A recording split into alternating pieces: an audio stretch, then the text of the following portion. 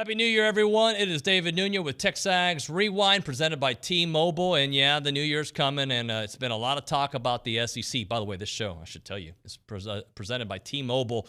And they want to remind you to visit T-Mobile.com/acrossamerica to learn more about how you can get value and coverage with T-Mobile. And how about the value the SEC is giving us this bowl season? Not a lot, according to those people out there that just love to hate on the SEC, but that's all right, though. The SEC is doing big things when it matters, which might be in the college football playoffs. On the show today, we had our final pick six. I did it with Zane today. Chris Landry joined us to talk about the college football semifinals. He always brings the heat every week. Ryan Broniger there in Orlando. I'm forgetting my train of thought, but he was there in Orlando for the Under Armour game, giving us some insight to the players hanging out in the hotels and what this 2023 recruiting class could look like. And Chris Taylor joined us here on the program to talk about a player spotlight and the MVP family. All right, we're kind of do a quick version of Pick Six just to get these out there because we got to get them into Gabe. And he gave us like 49 games, okay, more like 10 or 12 or something like that, but it's a lot of games to do. So we're going to kind of go through it, and I'd like to get your thoughts on it as well. I know you're not in the season standings, but we'll talk these games. Duke Mayo Bowl, South Carolina, North Carolina. That's tomorrow in Charlotte. UNC favored by 9.5. We saw South Carolina play. I know they're a different team since when A&M played them. They've won a couple games. They got bowl eligible. They're moving. I still think North Carolina is a better school, better team. I do think North Carolina is the better team, and I believe that collegiate rankings would also agree that they're a better school. Yeah, 9.5 points, though. It's a big number. I don't know if they're going to cover.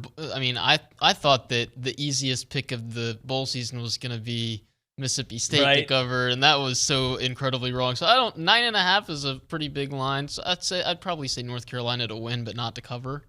Yeah, I'm going to just take North Carolina, make it easy for me. All right, Music City Bowl, Tennessee 7-5 versus Purdue 8-4. That is also tomorrow at 2 o'clock in Nashville, ESPN broadcast.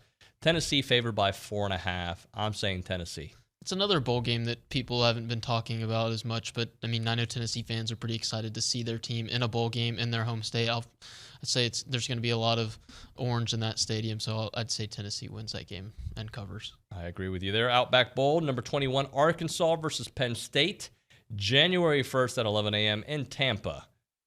I like Arkansas. I hope Arkansas wins, and I don't see any reason why they wouldn't, especially with the way that team's played for Sam Pittman all year long. But I don't know. I just think Penn State's going to find a way to pull it out. I just was not impressed with Penn State. I'm completely with you, but this bowl season's been weird already. It has with cancellations and teams winning that shouldn't win, so I think it'll continue somewhat, this weirdness. I struggled with this next one, but when I thought A&M would be maybe going to the Citrus Bowl, I was like, they'll destroy that team. So there's a little hesitation here, but here it is. Number 22, Kentucky, 9-3 versus number 15, Iowa, 10-3. That is also on the first in Orlando. Kentucky favored by 2.5. I'm taking Kentucky. Kentucky wins. A&M would beat Iowa as well. We saw it in the Big Ten championship game against Michigan. Iowa had a lot of trouble stopping a team that could run. Kentucky makes their money with the offensive line. A&M would have run the ball well against Iowa as well. I think the Wildcats will win that one. All right, Texas Bowl. You've got LSU 6-6 versus Kansas State 7-5. This is like, why is it January 4th? I don't know. So there's always a bowl game that gets the later date because after, I guess New Year's Day is a Saturday, so you can't play games on the 2nd because of the NFL, right. And you don't want to go up against Monday Night Football on the 3rd, so you got to have at least some football in between the semifinals and the national championship game, and it looks like Houston drew the primetime slot. Yeah, I would just choose a bigger game, but whatever. Well, if you look at the games themselves, there weren't that many big games. There weren't that many ranked versus ranked matchups, and one of them got canceled because A&M got COVID. Yeah. So I'm going to take LSU in the points in this one. I know Kansas State had a pretty nice year, but I think LSU... wait, hold on. Who's their quarterback? They don't have one, right? I don't think they have a quarterback right now. No. I'm not sure if anybody's healthy. Max Johnson's gone. But who entered the one of the guys entered was it Miles Brennan who entered the transfer portal then took himself out? Yeah, he's back. Yeah. I don't know if he's gonna play in that game. It'll be interesting. These games are so weird to pick because you don't know who's gonna play. Yeah, I'm gonna just go with LSU for right now, but that has caused some hesitation there. Sugar Bowl, Ole Miss, they are number 8 in the country, 10-2 versus number 7 Baylor, 11-2. Also January 1st, 7:45 broadcast in New Orleans on ESPN, and Baylor is favored by half point. Who was Ole Miss's second loss to? Because I know that their first one was Alabama was to the Alabama. first one. Was it Kentucky? They lost to Auburn. Auburn, okay. Okay, and then Baylor lost to a 5-loss TCU team without a head coach and without a quarterback. The Rebels are gonna win that one. Ole Miss in the points all day. Number 11. Gosh, you gave us a lot of games. Peach Bowl, number 12, Pittsburgh, 11-2 versus Michigan State, December 30th, 6 o'clock there on ESPN. Michigan State favored by 2.5. I'm taking State. Did Kenny Pickett opt out? I believe he did. I'm trying to look it up. It sounds like he did. If in that case, but at the same time, the running back at Michigan State, Kenneth Walker. Yeah, I'm pretty sure he opted out too. So it's another game with you're missing your two marquee players. Michigan State had a good year.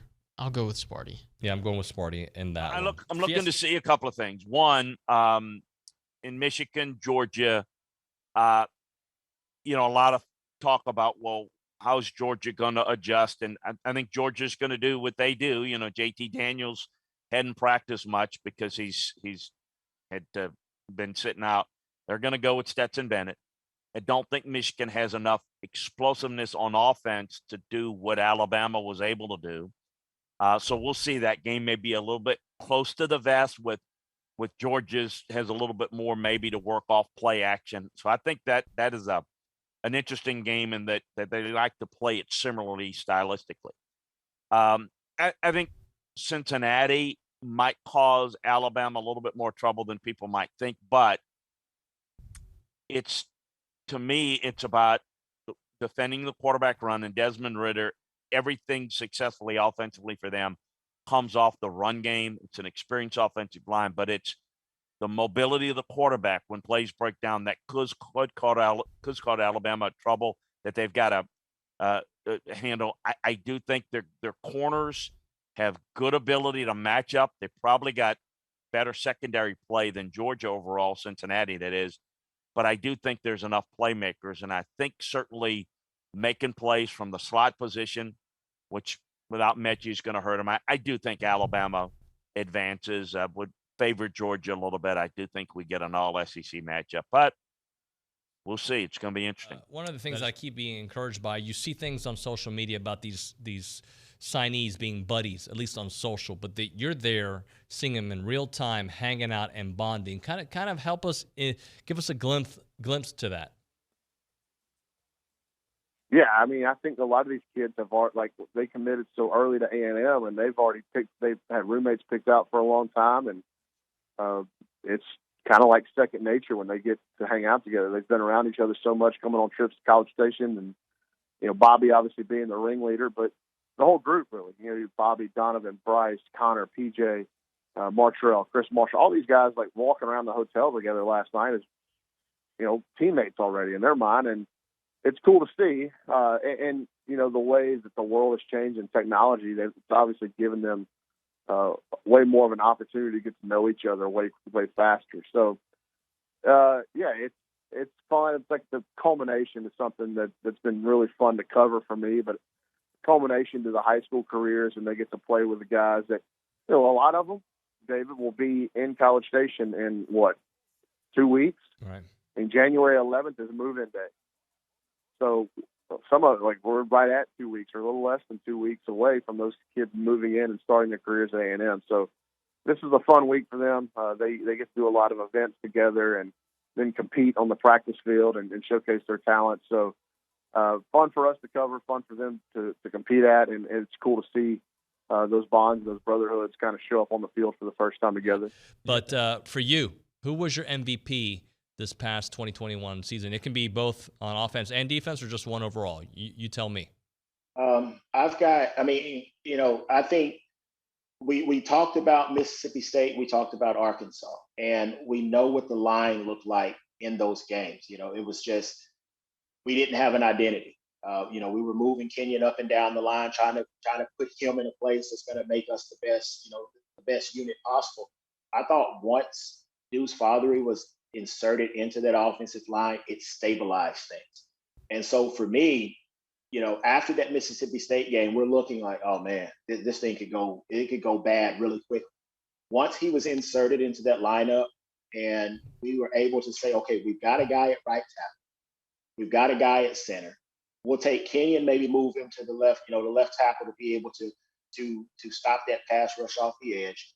That O-line seemed to get better. Zach seemed to settle in, and you saw that in that Alabama game where, I think at one point it was like 12 of 13. They protected him. We ran the football better. And so my MVP is Deuce Father. Man, I think he for what he did to get that O-line where it needed to be. Now, don't get me wrong, there's room for improvement, but he stabilized it. There was not musical chairs in and out of that lineup anymore.